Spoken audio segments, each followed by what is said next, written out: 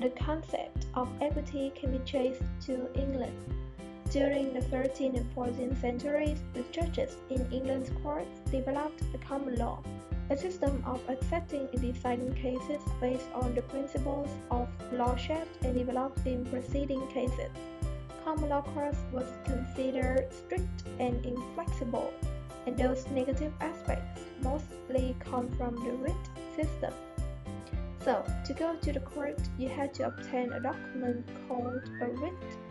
A writ is simply a document setting out the details of a claim. Writs was issued to create new rights not recognized by local courts, and this helped to attract business. Over the period of time, the writ system became extremely formal. Claims could only be allowed if they could fit into an existing writ. Otherwise, there would be a slim chance of attaining court and getting justice. The rule was no writ, no remedy. In addition to the writ system, there were also other disadvantages with the common law courts. For example, the common law courts used juries, which could be intimidated and corrupted. The common law court had only one remedy, damages, which was often inadequate.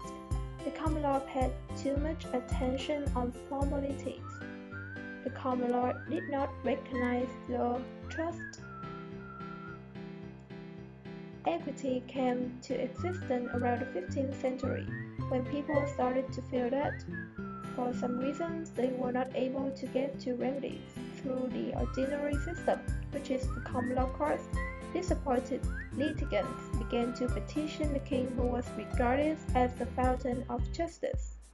The procedure was to present a petition asking the king to do justice in respect of some complaints. For a time, the king and his council did these petitions themselves, but as the work increased, he passed them to the chancellor as the keeper of the king's conscience.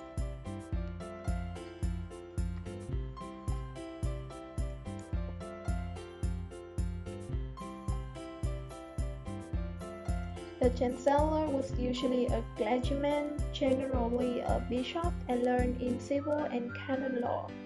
The chancellor dealt with petitions on the basis of what was called morally right. The chancellor would give or withhold relief not according to any precedent, but according to the effect produced upon his own individual sense of right and wrong by the merits of the particular case before him. The chancellor evolved into a judicial body known as the Court of Chancery by the end of the 15th century, and its judicial power was fully recognized in the 16th century. Thank you for listening.